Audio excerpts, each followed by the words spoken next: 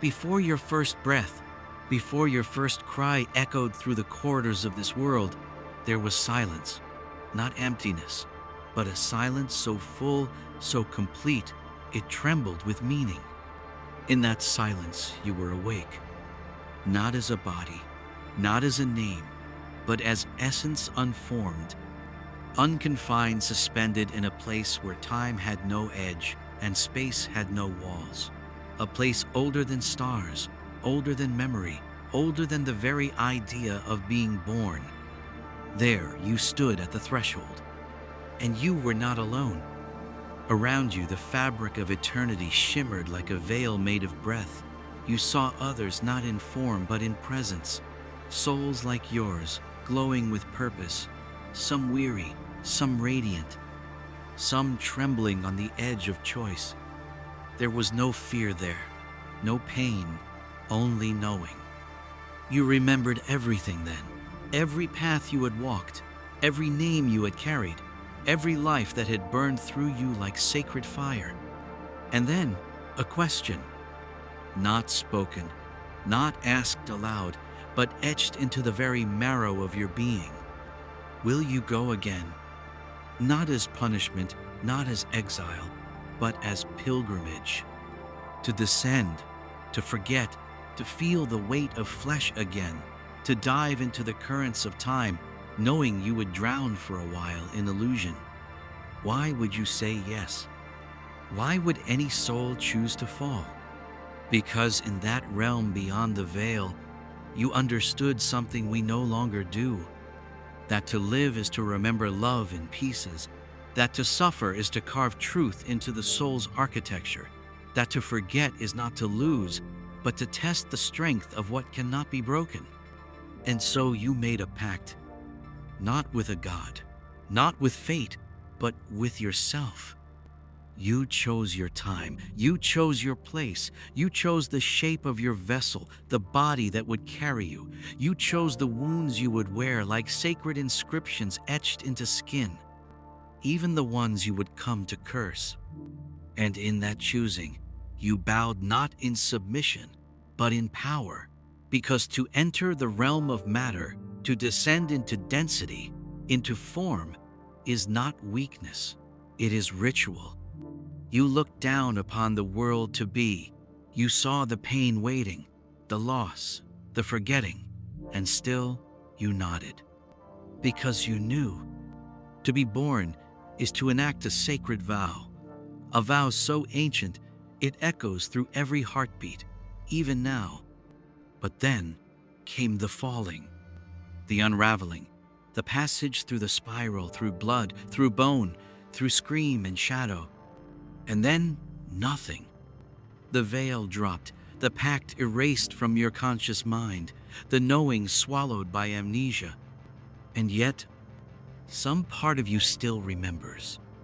In dreams, in the hush between thoughts, in the ache that cannot be named, in the strange familiarity of a stranger's eyes, in the feeling that you are meant for something more, but cannot quite recall what it is. That is the echo of the pact, the whisper of the you before you. You chose to be here, not as accident, not as punishment, but as promise.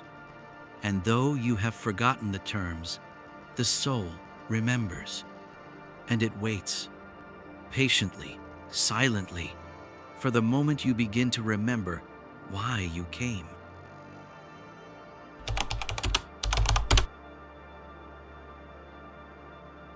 When you entered this world, you passed through water, not merely the waters of the womb, but a deeper current, one that flows between worlds, between the seen and the unseen. They call it Lethe, the river of forgetting. And as your soul descended, wrapped in flesh, swaddled in time, you drank, not with lips, but with spirit. You drank to forget. You drank to begin again. And as that sacred forgetfulness washed over you, the stars dimmed, the truth blurred, and the ancient name you once carried slipped from your grasp like sand through fingers. You opened your eyes, and there was light, but not the kind you once knew. This light burned, it had edges, it cast shadows. You were born. But more than that, you were erased. And yet, this forgetting was not a flaw. It was design. To remember everything all at once is to paralyze the soul, to feel the weight of all lifetimes pressing on your chest, every joy, every grief, every death, every birth would shatter the mind like thin glass.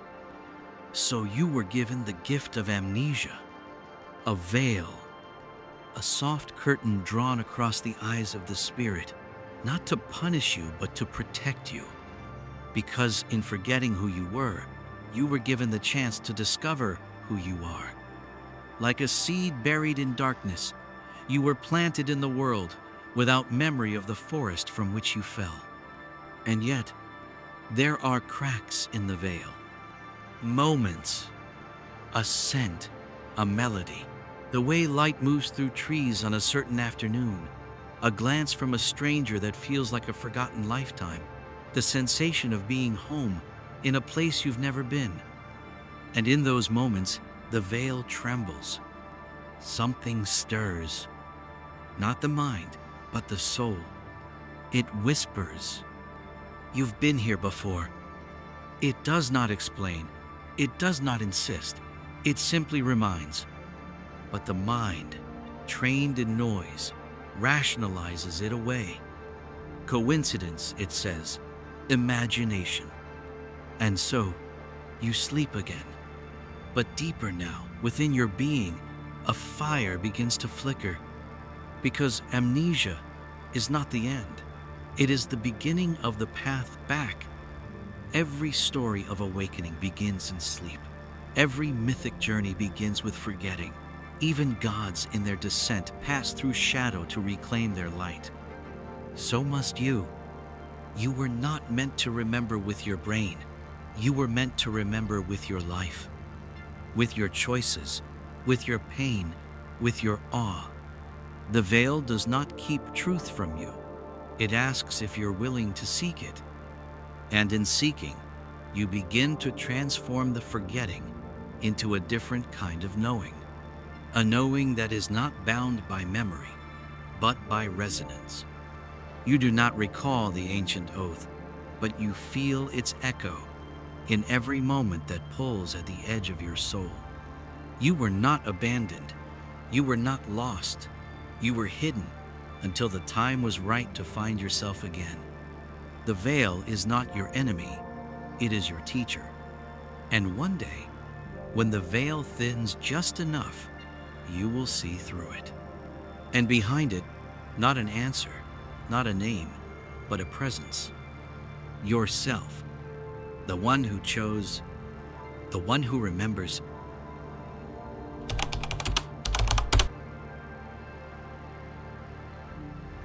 There are moments that break through the static of the everyday, moments when time seems to stutter, when the air thickens and reality feels off-center. You felt it, the chill that walks down your spine when you enter a place you've never been, yet know as if your shadow arrived there long before you did. A dream that clings to you for days, its symbols etched into your chest like soft burns you cannot see. The sudden pull in your gut when someone looks at you for just a little too long and in their eyes, a question you can't name starts to ache.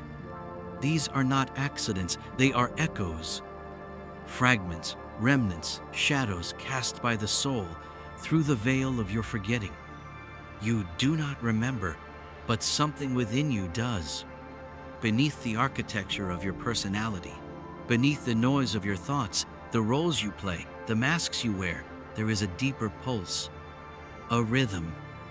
The rhythm of the one who chose this life, the one who made the pact, and though they are hidden, they are not gone. They speak, but not in words. They speak in symbols, in patterns, in dreams.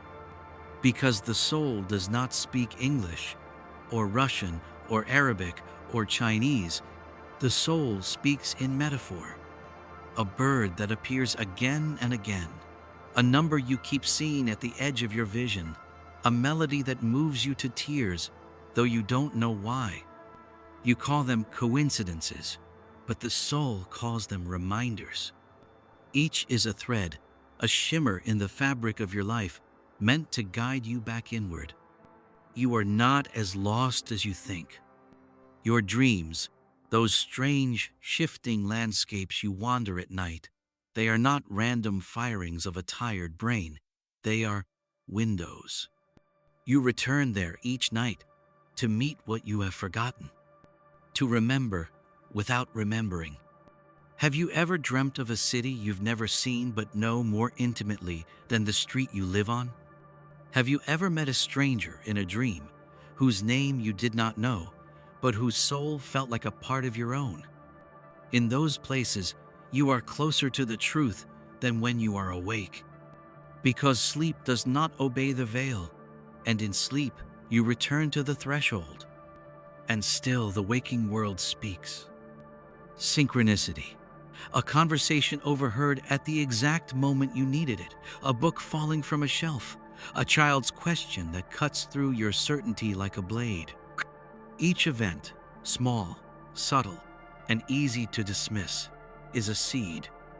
And if you are quiet enough, still enough, brave enough, you can feel something stirring beneath the soil of your daily life. The soul does not demand, it invites. And the invitations come wrapped in the ordinary. They hide in plain sight. The pain that pushes you to leave a life you've outgrown. The restlessness that drives you towards something undefined. The deep dissatisfaction that whispers, there must be more than this. That whisper, that ache is sacred. Do not silence it. Do not smother it beneath distractions or drown it in logic. It is not meant to be explained. It is meant to be followed. Like breadcrumbs in a dark forest. Like constellations drawn across your inner sky. The soul speaks in signs because the path you walk is not one of certainty, but of remembrance. And remembrance is not knowledge, it is recognition. You do not need to understand the echo, you need only to listen. Because every echo leads back to the voice. And the voice leads back to you. The you that existed before the forgetting. The you that made the vow. The you that waits, still, just beyond the veil.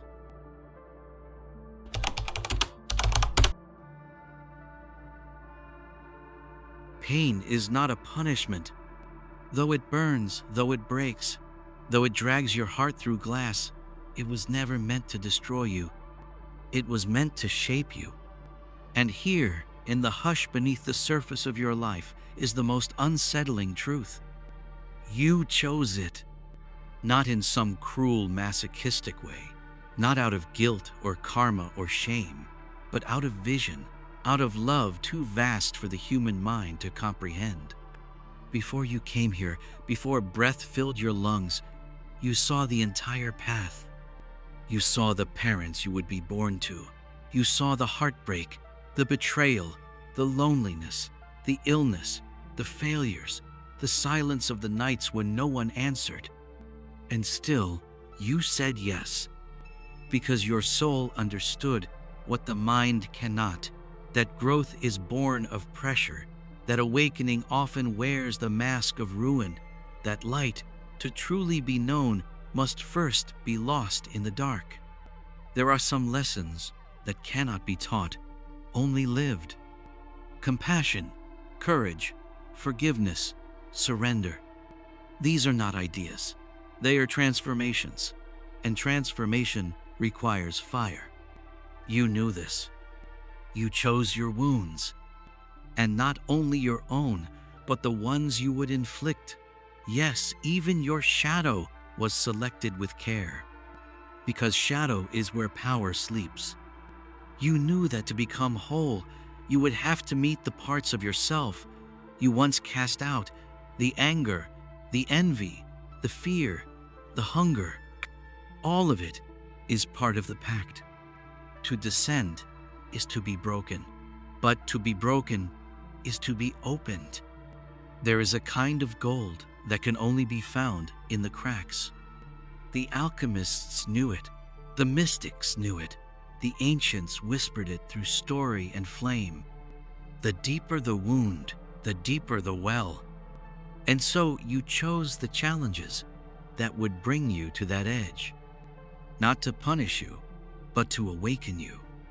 Like a sculptor with a chisel, you carved these moments into your fate, because you knew comfort does not make you remember who you are, but pain pierces the veil. It strips away illusion. It brings you to your knees. It humbles you until all that remains is truth. And yet, even now, you curse it. You cry out, "Why me? What did I do to deserve this? Where is the justice?" And the soul answers softly, "This is not judgment. This is initiation." Every loss was an invitation to discover what cannot be lost. Every betrayal, a lesson in the love that does not depend on others. Every failure, a door to the kind of strength that has nothing left to prove. The soul does not measure life in success or status. It measures life in depth. Did you feel deeply? Did you risk breaking open? Did you allow your pain to shape you rather than shatter you? These are the questions carved into the bones of the soul. And even now, if you listen, you will hear the quiet truth beneath your suffering. You are not being punished. You are being forged. Through every sleepless night, through every goodbye that split your chest, through every ache that made you question your own worth, you are being refined into something timeless. Not perfect, but real.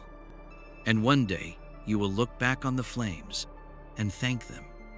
Not because they were easy, not because you would choose them again, but because they showed you who you really are beneath the ashes, because they reminded you of the strength you buried before you were born.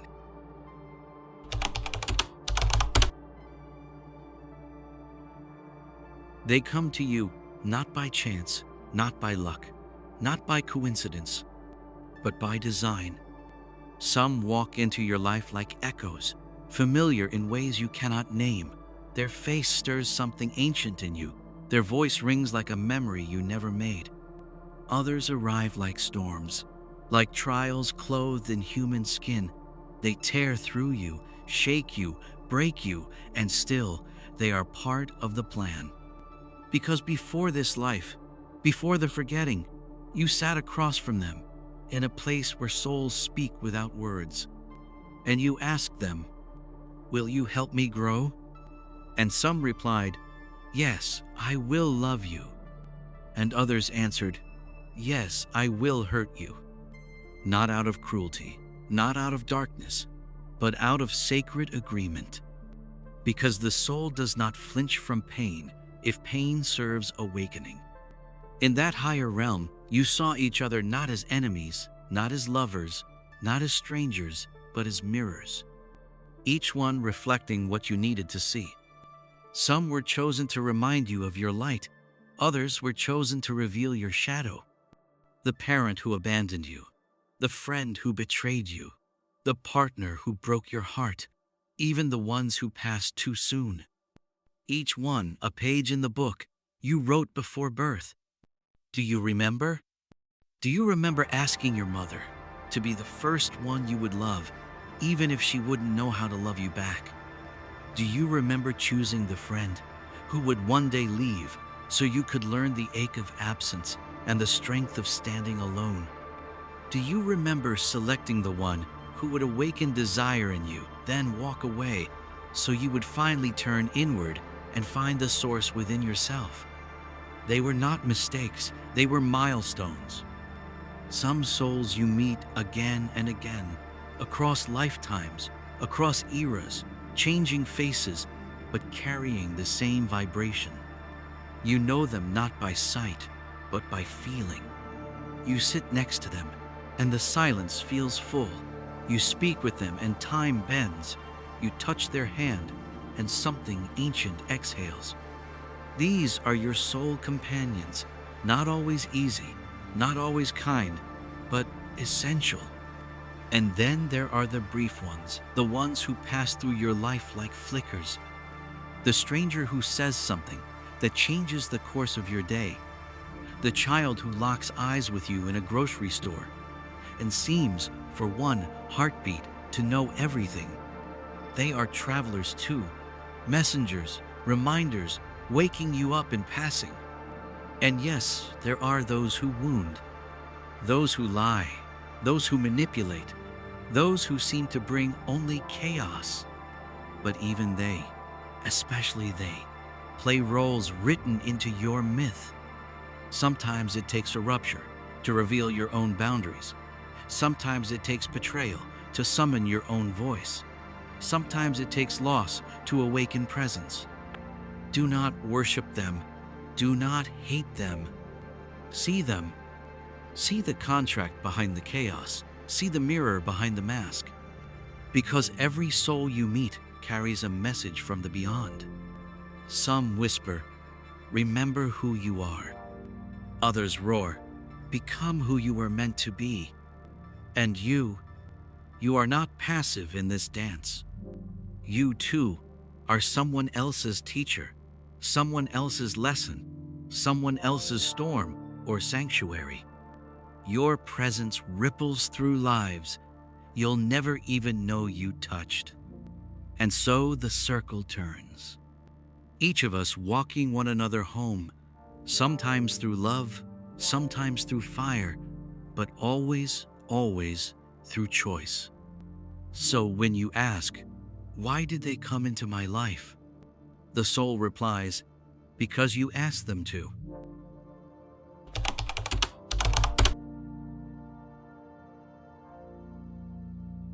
There comes a moment, not marked by clocks, not written in calendars, but etched quietly into the spine of your being.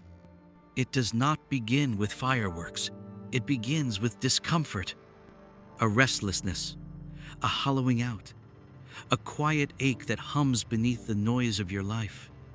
Nothing is wrong, exactly, but nothing feels right anymore. The things that used to excite you now feel empty. The conversations you once enjoyed begin to taste like ash. The roles you've played for years start to feel like clothes that no longer fit. And then a whisper, faint, persistent, untranslatable. It does not speak in sentences. It arrives as sensation, a gravitational pull towards something you cannot name. This is the beginning of the remembering. The soul does not shout, it calls. And when the time is right, that call becomes impossible to ignore. You may try. You may bury it in routine, in ambition, in relationships, in distraction. But the more you resist, the louder the silence becomes. Until one day, you can't pretend anymore. And you ask yourself, what am I really doing here? That question, terrifying, sacred, liberating, is the soul's alarm clock. You are beginning to remember the mission. Not a job, not a title, not a task to be completed, but a vibration to be embodied, a truth to be lived. The mission is not out there. It is not waiting to be discovered on a mountaintop or in some distant future. It is waiting inside you, beneath the rubble of conditioning, beneath the layers you've piled on to survive. It has always been there.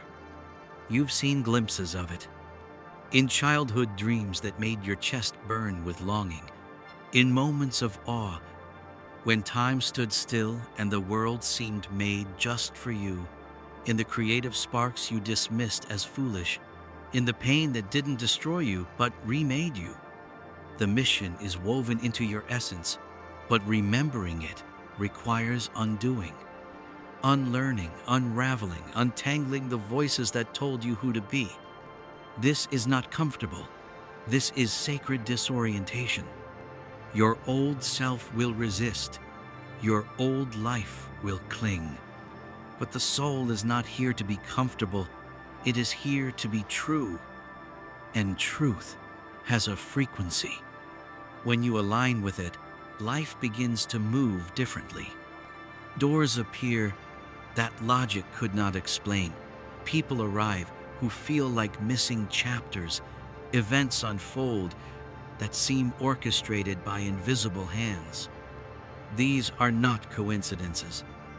They are confirmations. You are re-entering the current you chose long ago. But here's the secret. You don't need to know the whole path. You only need to follow what lights you up from the inside. The mission speaks in flame. What makes you feel alive? What do you return to again and again when no one is watching? What feels like breathing rather than effort? Follow that, not because it's easy, but because it's yours. Because when you walk the path that belongs to you, the universe rearranges itself around your steps. You are not here to copy anyone. You are not here to win a race. You are not here to be successful by someone else's definition. You are here to embody a thread of the divine that only you can express. And when you do, others awaken just by being near you. That is how the mission spreads, not through force, but through frequency. Remember, the mission does not ask for perfection, it asks for alignment. And alignment begins the moment you stop pretending to be who you are not. So if you feel lost, good. It means the old map is burning. It means something real is calling you home. You are not too late. You are not too broken. You are not too small. You are exactly where the story turns, where the remembering begins, where the mission becomes you.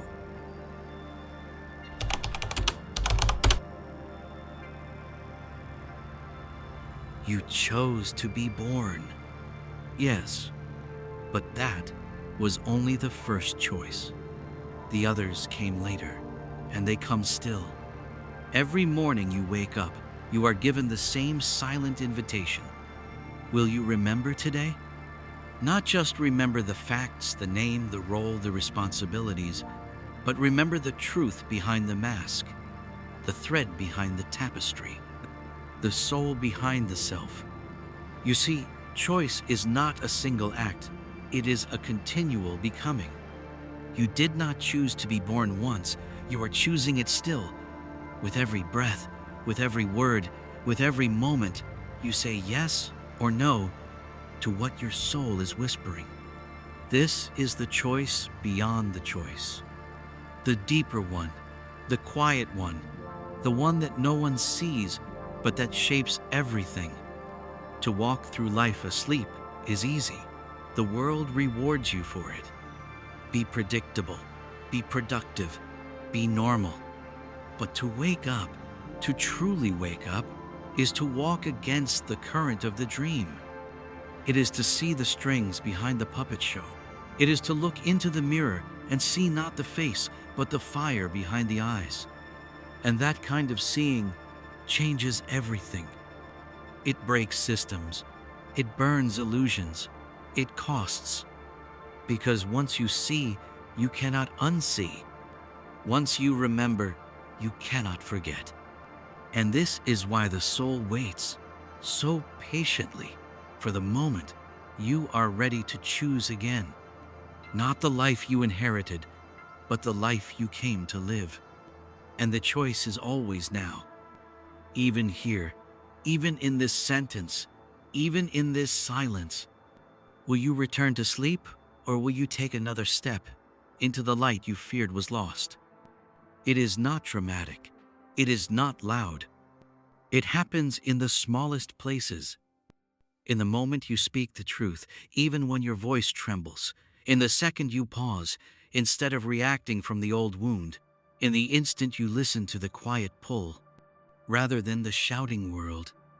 These are the new choices, the sacred ones, the ones that rewrite the script you thought was carved in stone.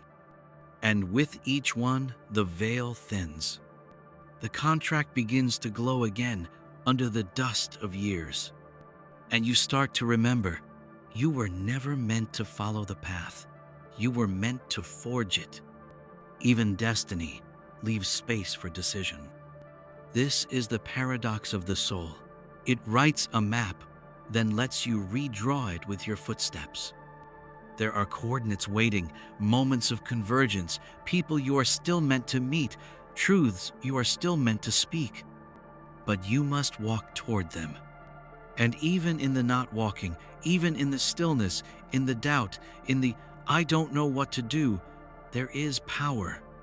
Because the soul does not rush, it remembers. It waits for the moment you say, I choose again. And maybe that choice is just to keep breathing, to take one step forward, to leave behind one small lie, to let go of a role that has become too heavy. These are holy acts, not loud, but real. Because in this world, every step toward truth is a revolution. And you are allowed to begin again. There is no final test, no closing gate, no divine clock ticking down. There is only this, a voice, soft, insistent, still speaking inside you. You are free. Free to fall, free to rise, free to stay asleep, free to wake up. And if you choose to wake, truly wake, you will find that the world is not what it seemed. The walls are not solid. The limits are not real. The story is still being written. And the pen has always been in your hand.